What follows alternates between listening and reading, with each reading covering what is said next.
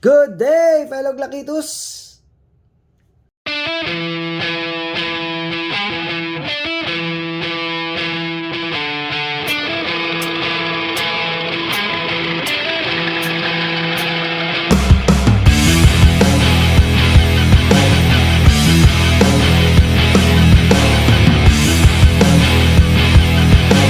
Kamusta? Now, we got work to do. So as you see, we have many aftermarket parts here, and this one is from a fellow Glakitus who entrusted his G19 Gen 4 compensated G19C. If you look at it, it is ported, the slide is ported, and the barrel is ported. So if you are new to my channel, don't forget to like, share, and subscribe, and tap that notification bell button for you to be updated on my next video. So right now, we have too many accessories here. So as you see, on my lower right, we have the red pin gates for Gen 4. By the way, these are all available in G-Planet Trading in our Lazada store. So just type G-Planet Trading and you will see these accessories, and also available in Black Hub Philippines FB page, www.facebook.com/blackhubpilipinas. You can call 0908-811-9122 for more technical inquiries regarding all of the items that you see here.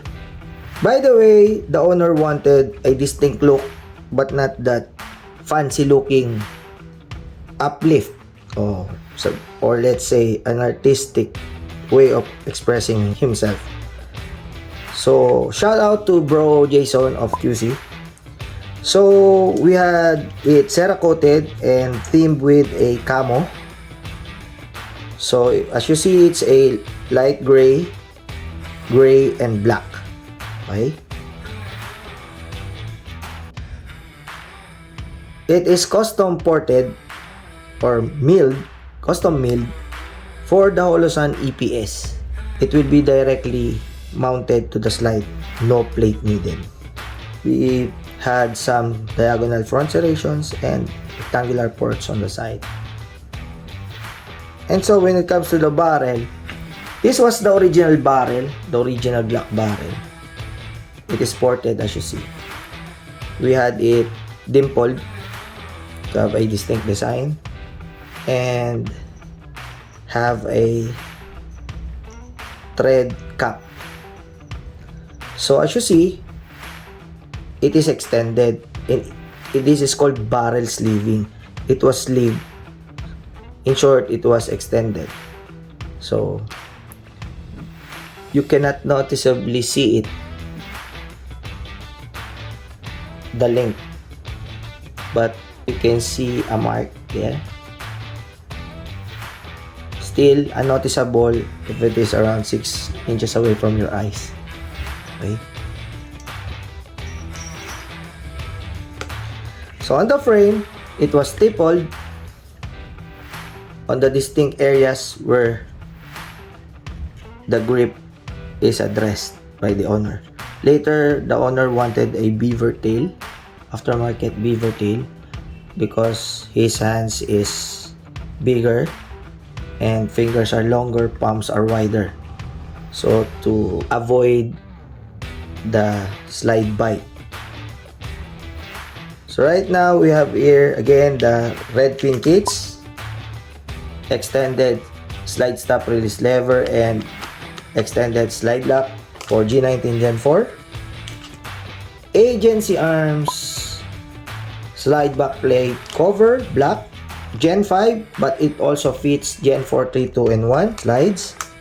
And the Matak Innovations flat face trigger short travel preset, fit for Gen 4 for your G17, G17L, G34, G22, G24, G35, 19, 23, 26, 27, and 18C and G24 only. This one is gray trigger shoe, and red safety. He wanted this to match the barrel and his accessories. He wanted red. So here we have the Matak Innovations recoil reduction system, 316 stainless steel, but it is Cerakoted red, and the adapter ring is also Cerakoted red, 12 pounds recoil spring weight. And the Matak Innovations fiber optic standard height sights, combat sights for carry, duty, and competition. Later we will install it. And the slim aluminum magwell gloss black. Here is the beaver tail. And the Matak Innovation skeleton is firing pin for your competition. So I had videos of this. View it on my videos tab on this channel. And the self trigger connector and spring kits for Gen 4. The extended aluminum red mag release or mag catch. And the latest of the Holosun model 2023, the enclosed pistol sight with shake awake. It has a multi-reticle of 2 MOA dot, the circle 32 MOA, and the combination of 2 MOA and the 32 MOA circle. Also solar. This is powered by 1630 batteries, so quite rare of these days, no? So usual is the 1632. So now we had removed his original parts before Cerakoting this one. So we will be needing some parts from his original to fit in on his new, distinct, and personalized Glock facelift. So we will use the trigger housing, this one, the firing pin safety plunger and the firing pin safety plunger spring, the extractor and the extractor depressor plunger, extractor depressor plunger spring, the spring loaded bearing, and the mag catch lift spring and the slide lock lift spring. We will install it back. So we will start with the frame. We will put back first the lift spring of the slide lock.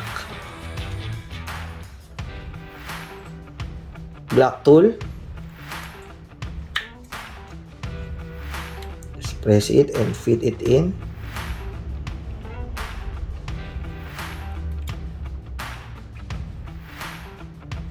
Okay. The mag catch lift spring. It's like a needle. So if you have a long nose, better for easier insertion inside the frame. I hope you can see it in the camera. Just shoot it there. Oh, I guess you won't see it anymore.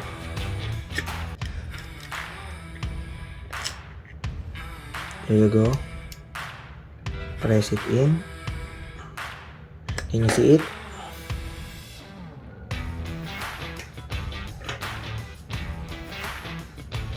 There it is.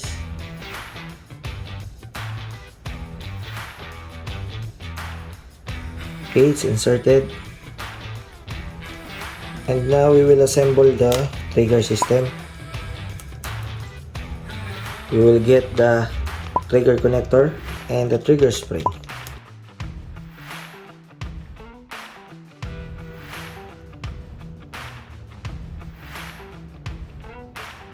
So it should be in S form.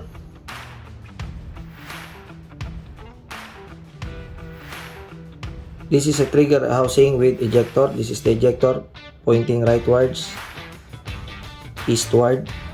So hook it there with the trigger housing.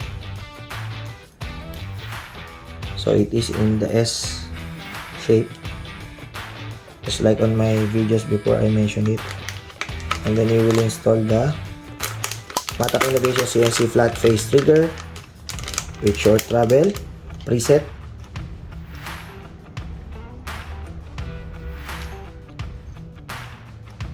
Okay.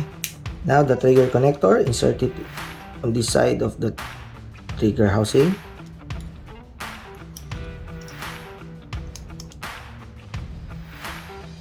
This one should be lubricated. Oh no, too much. Not too much of it.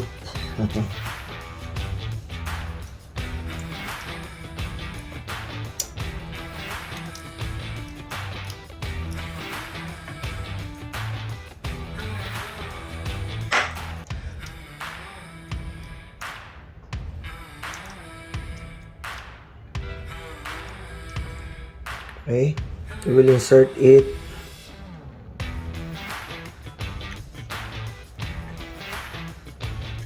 in the frame.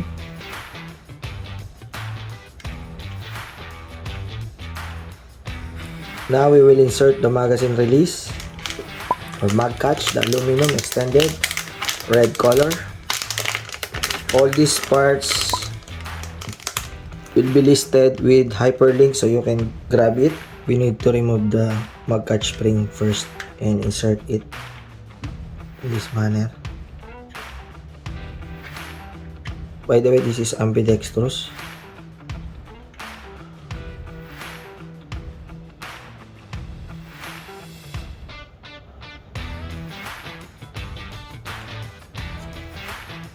And then we will insert the mag catch leaf spring. Hope you can see it. So I push it in. Then we will need a flat screw driver. So we can align this and lock it with the mag catch spring notch.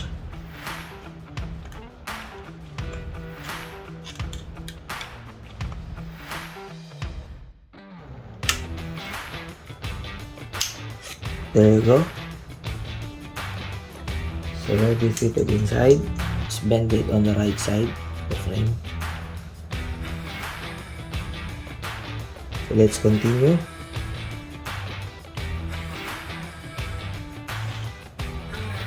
Now we will get ready for the locking block.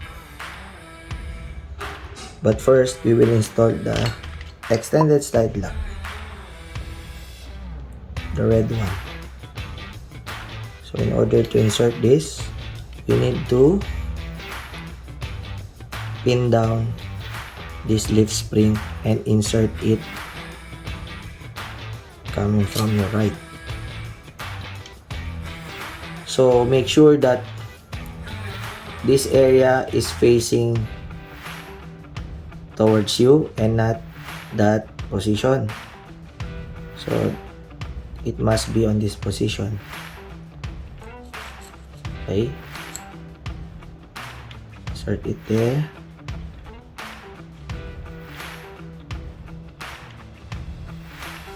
And press this one. As you're pinning it down, insert it like that. There you go. This one is extended type. And then we will insert the locking block. Oh, tight fit. Okay, after insert the locking block, we will insert the locking block pin first. Okay, please be reminded, I also showed this in my previous videos, that the position of the locking block must be on top of the leaf spring of the slide stop release lever, like that. Okay, not like this. So we will insert first the locking block pin. Okay, so because this is Cerakoted, this we need a rod to insert it. So when you punch it in,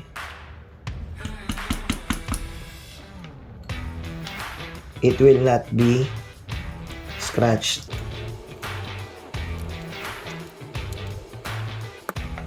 You have to be extra careful because the accent of the red one can chip off if you will use metal to metal with it. Okay, please be guided if you are buying these coated pins.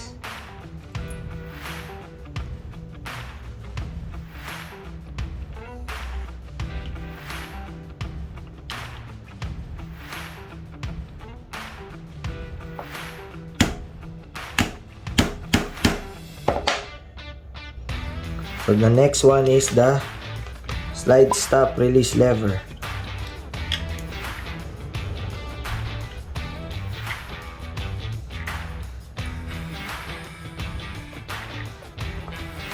Tight fit, ha?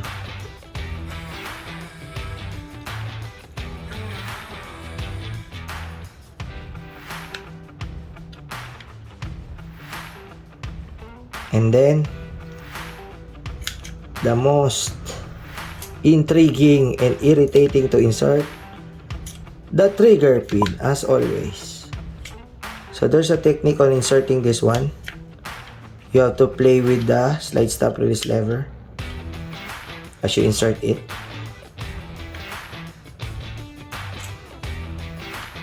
Sometimes you can hit it one time, sometimes you have many attempts just to insert this one. Let's try.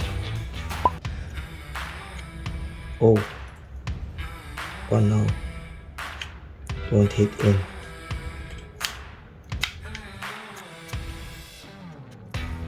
Try again. As much as possible, I don't need a pounding force using the rubber mallet hammer, but I think this time I would need it.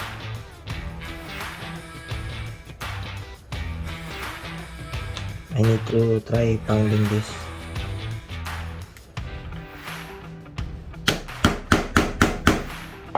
No, it does not align well, so I need to pull it out again. Try it again and again.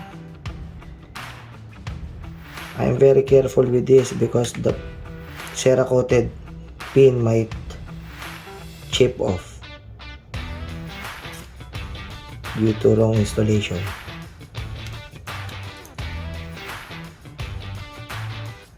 Try the other way around.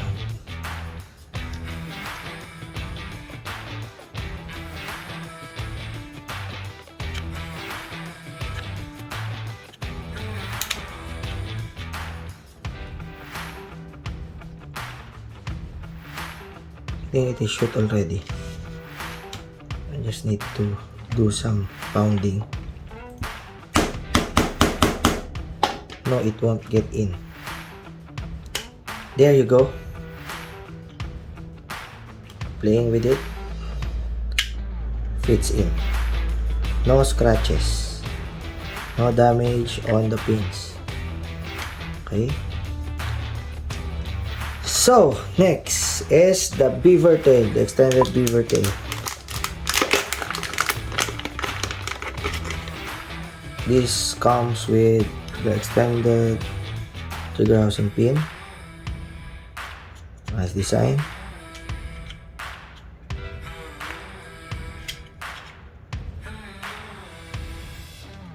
We're working on with the lower first.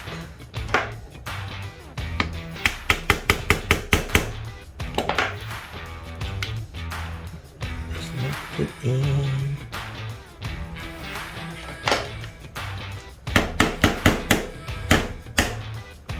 There you go.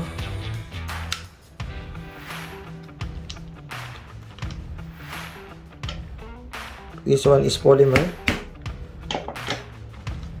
The pin is polymer, so as you can see, it is extended. This is used to avoid slide bite as the slide moves. So is textured also. By the way, this was colored dark gray also, Cerakote gray, to match the frame. And now we will install the aluminum slim mag well.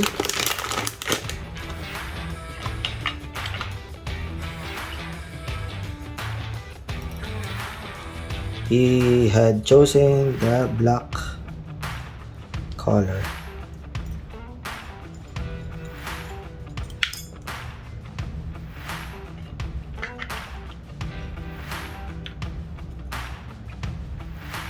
So installing the mag well, you should not over tighten the bolt because it hugs the whole grip.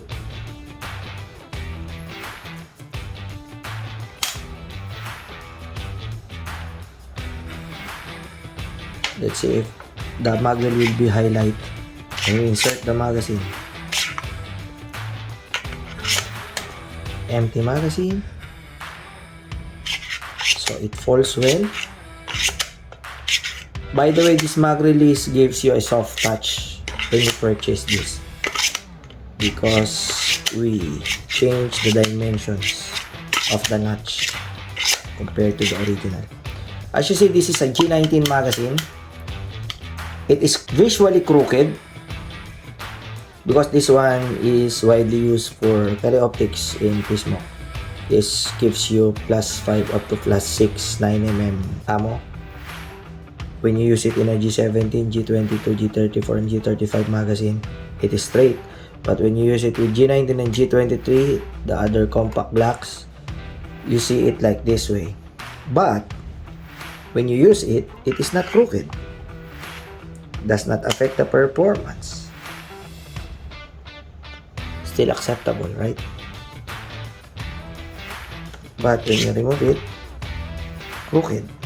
See? Still fits and functional.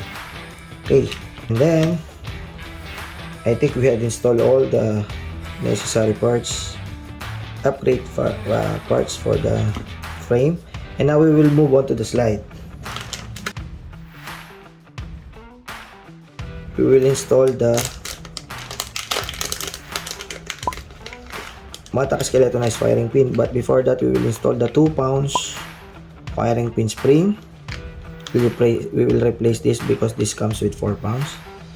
The owner, Bro Jason, wanted it 2 pounds to be more lighter. Okay, so right now I think I need to insert the firing pin safety plunger with the lightened firing pin safety plunger spring.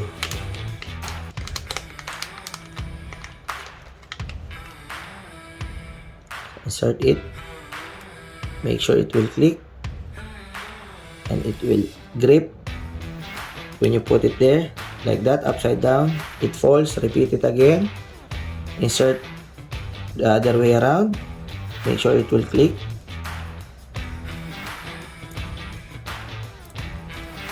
There you go, doesn't fall anymore. So let's use the extractor.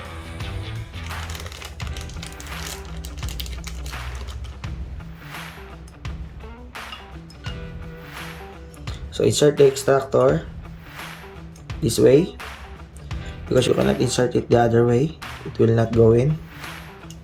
One way in and one way out. So insert that plunger with the spring and check if the extractor falls. No. So we will insert the original extractor depressor plunger and the extractor depressor plunger spring and the spring loaded bearing, the black one for 9mm. White is for the 40 caliber and brown for the 45 caliber. This was the OEM stock firing pin safety plunger. We will not use it anymore. We'll insert it here.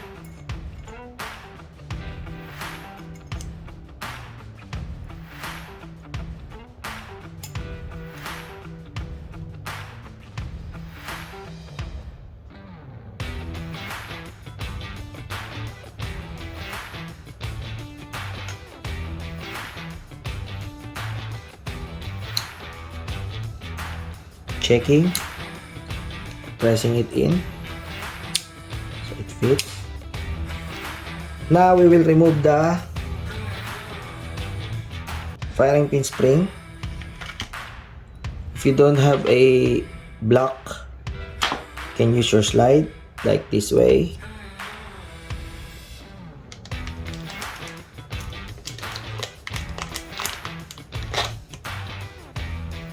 Pull this down, and the maritime spring caps or the spring caps will be divided into two.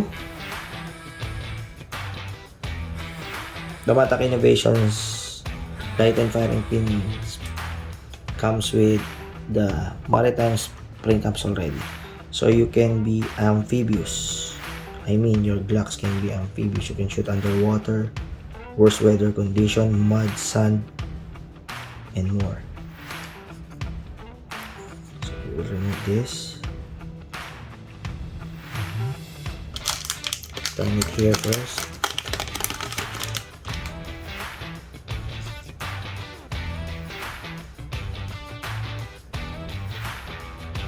Install it.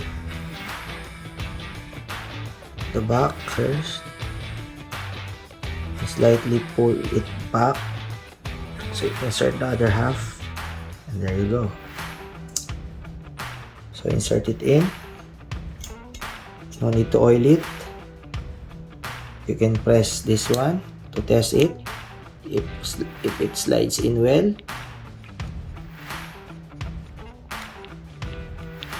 So it can slide in.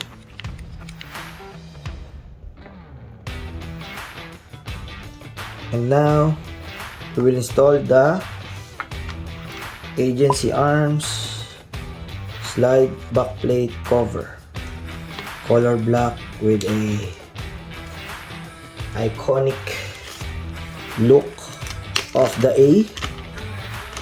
A Alpha for A. So push the firing pin spacer sleeve as you slide in the slide back plate cover, and then the spring loaded bearing, push it in. There you go. Make sure there's no gap here. If there's a gap, repeat it again, pull it out, repeat. So we will now install the Matak Innovations recoil reduction system. 12 pounds, ideal for carry, duty, and light competition or recreational shoot. We don't recommend the 11 pounds because it's too light if you shoot in 45 degrees. I mentioned that in my videos. Double tapping, the slide will not go into full battery position, or the slide will not cycle well. So in order to install the threaded barrel, you need to remove the thread cap first. So it fits in, and then you put it back because you cannot insert it with the thread cap. It will not go through. Then we will install this one. Again, use the powerful stomach. There you go.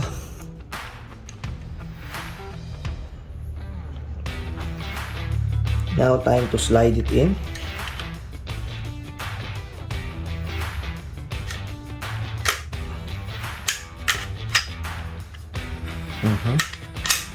Okay.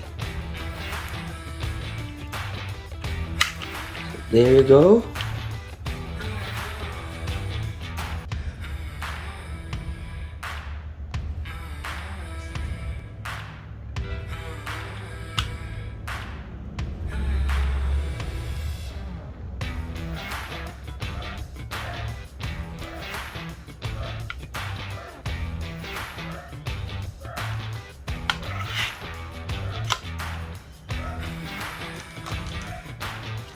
If you want your Glock to be customized like this, you can just reach out or PM Glock Hub Philippines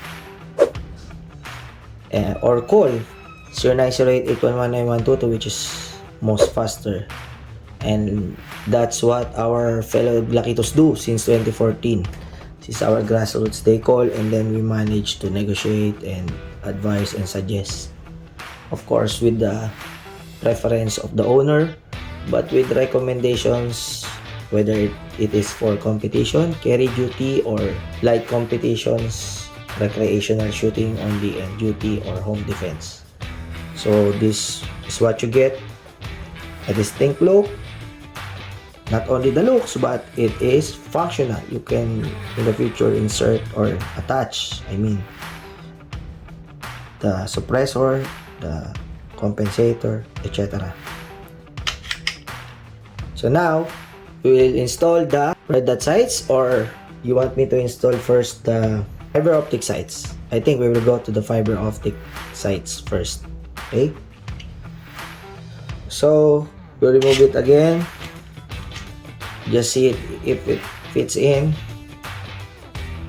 So we will install the sights and the holosun, the green dot.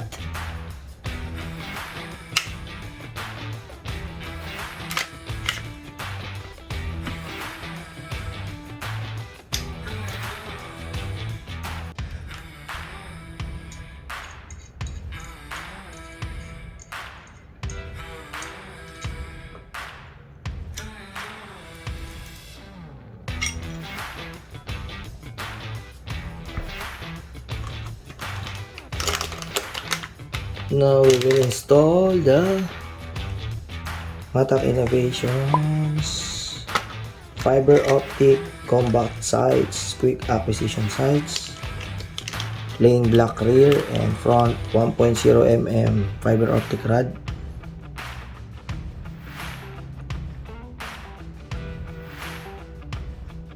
This one is serrated rear, so there will be no glare if the sun hits it.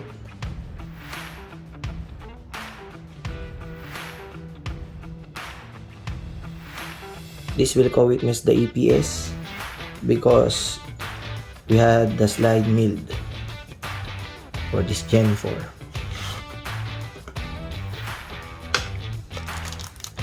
Now we will use the, I think this one is the MOS screws,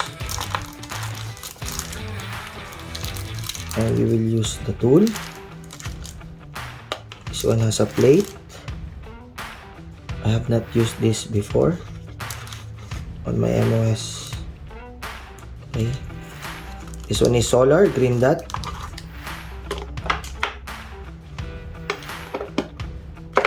This one is green, so we had the fiber optic rod red. So you will not be mistaken when your green dot is on and you had the front sight which is green, so we had it red.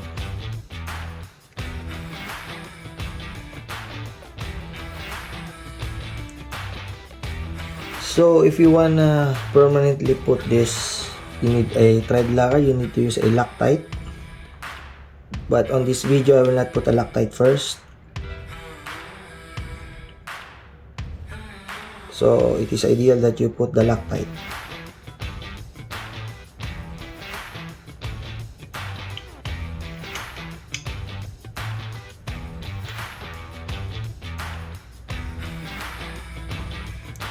And then we will insert the rear sight. Too much. I need to lubricate this a bit.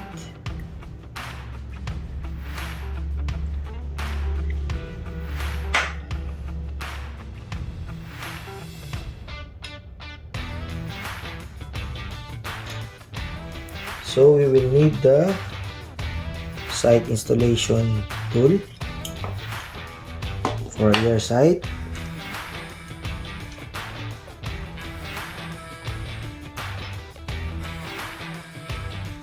This is also available in G Planet Trading and Lazada store.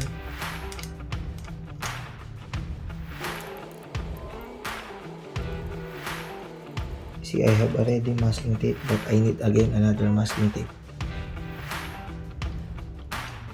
Just need a masking tape so that the site will not be scratched.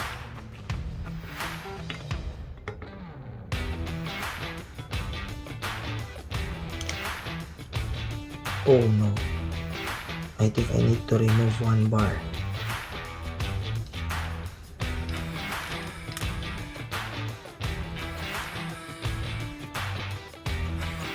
So it can accommodate.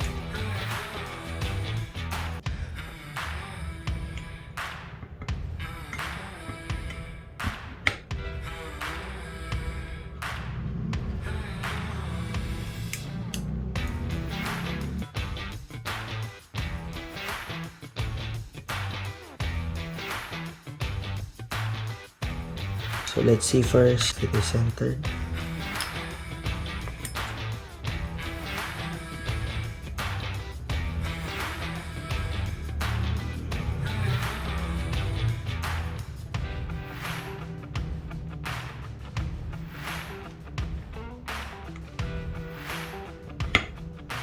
Little bit more.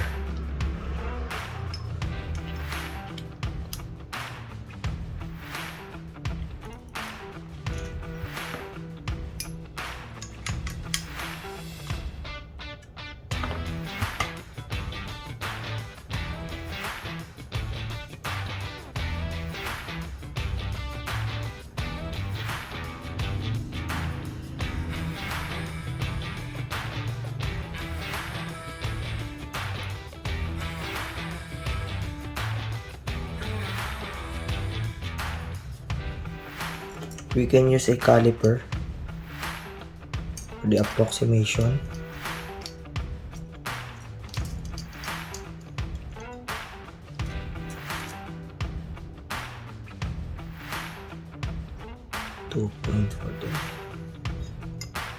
This one. 2.43. Fair enough.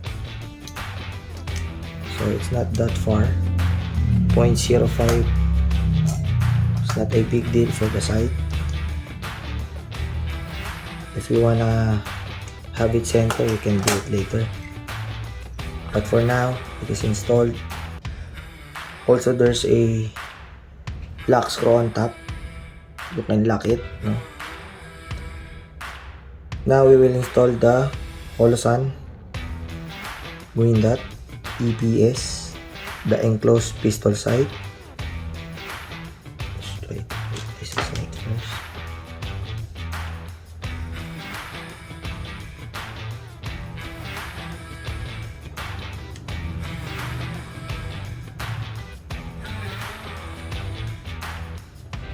Snug fit.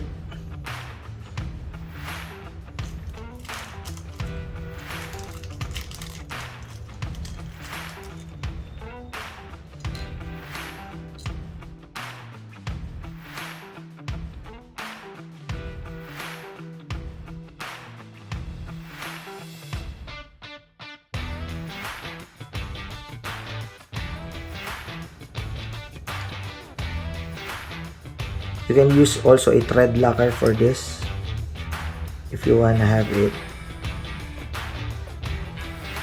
permanently installed. You can use a red, you can use a blue, but I think you should use a blue.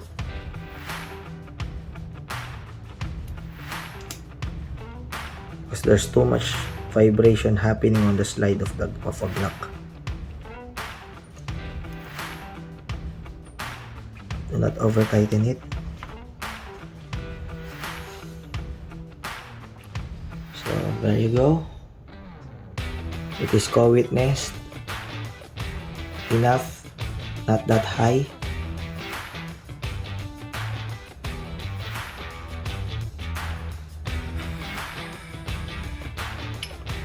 So let's see when we install all the parts.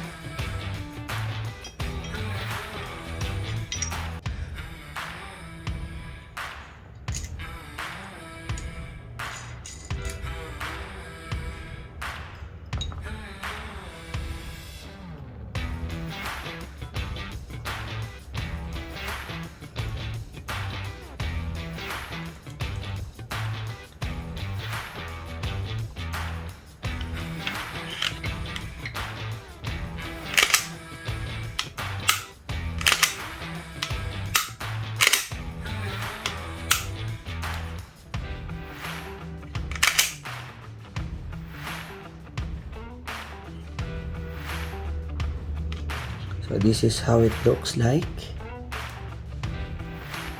when the front and rear sights is installed and the green dot reflex sight is installed. Let's insert the empty magazine.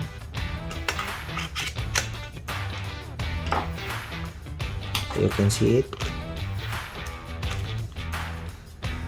So that's how it looks like. Upgraded for performance and looks.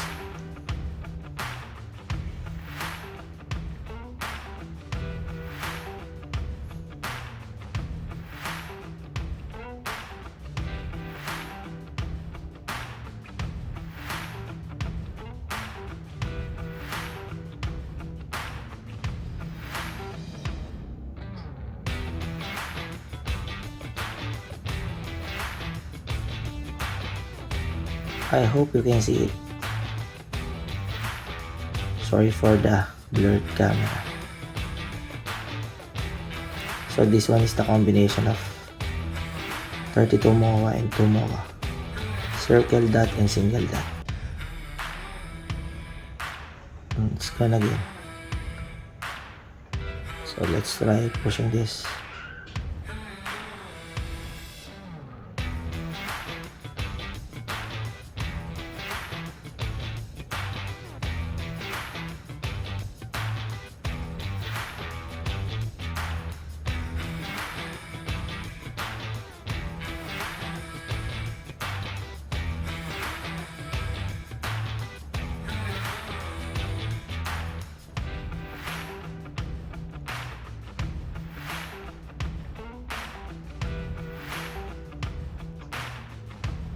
If you wanna have it change, press for 2 seconds the negative button.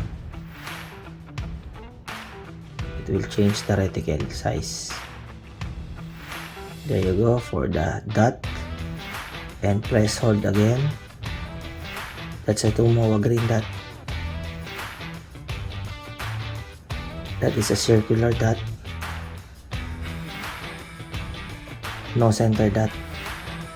And press again 2 seconds to return to the combination dot. If you want to turn it up, press the positive and negative button simultaneously. Turned off. Turned off.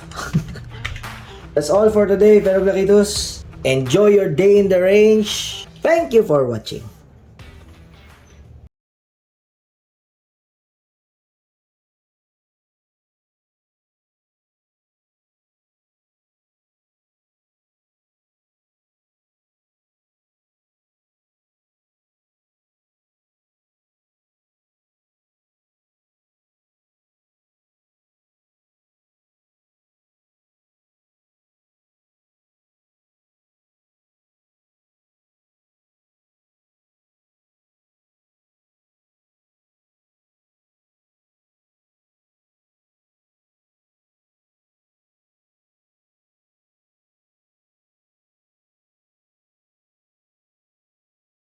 Thank you. Ano to?